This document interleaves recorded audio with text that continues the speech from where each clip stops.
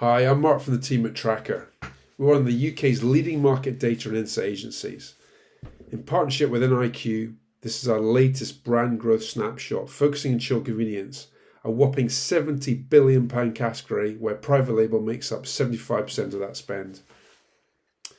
Within the short report, we'll be focusing purely on the movers and shakers who are attracting the most shoppers. Why? Because brands generally grow by attracting more shoppers, and the more we can identify and understand the brands who are growing, and more importantly why, the more we can take learning from this and apply it to our own brands. Within the category, the brands who have the most reach amongst shoppers in GB are predominantly private label, especially from larger retailers such as Tesco. Tesco's standard private label chilled convenience was purchased by 56% of shoppers at least once throughout the last 12 months. However, brands like Ginsters are also popular, attracting just over 1 in every 4 GB shoppers in the past year. Pucker Pies are also not too far behind. If we strip out private label and just focus on the top branded ranges within the category, it provides several interesting insights. Firstly, the rising popularity of food service brands such as Pizza Express becoming more popular in retail, along with brands such as Wasabi. Secondly, Charlie Bigham's is purchased by around 8% of GB shoppers, yet it's by far the biggest brand in the category, with sales of over 150 million in the past 12 months alone. In terms of the branded and private label ranges that are attracting the most shoppers over the past year, it reinforces the point I've made in the last slide about the growing popularity of food service brands in retail, as well as brands such as Cathedral City, who have expanded their heartland in the dairy category to stretch the brand further into chilled meals.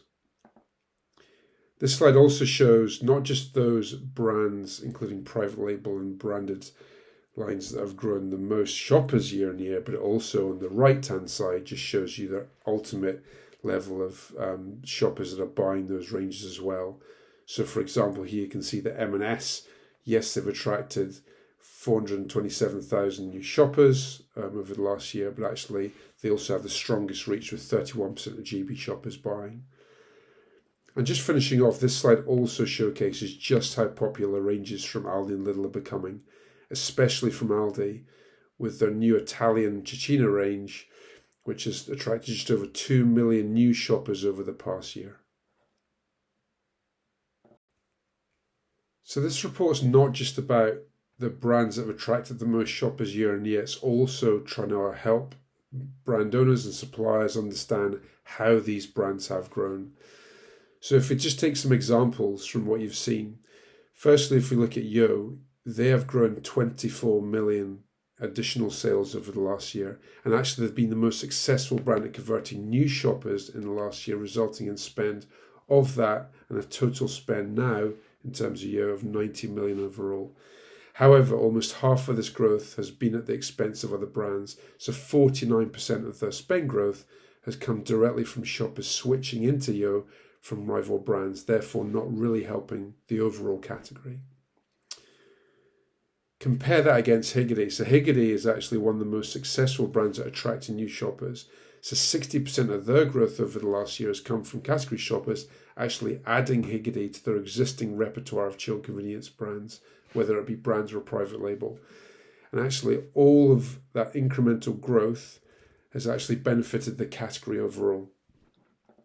And finally, if you look at Rana, 58% of Rana has actually come from incremental growth to the category as well. So that's attracting additional 643,000 new shoppers.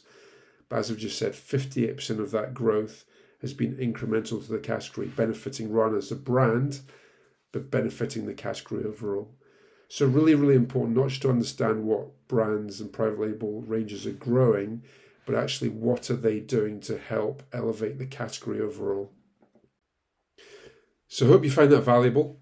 Our next brand growth snapshot will focus on dairy, so please keep a lookout for that in November.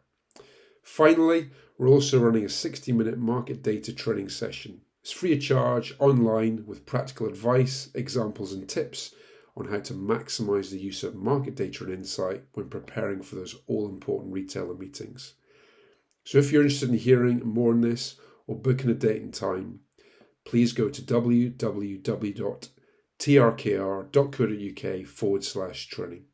Many thanks.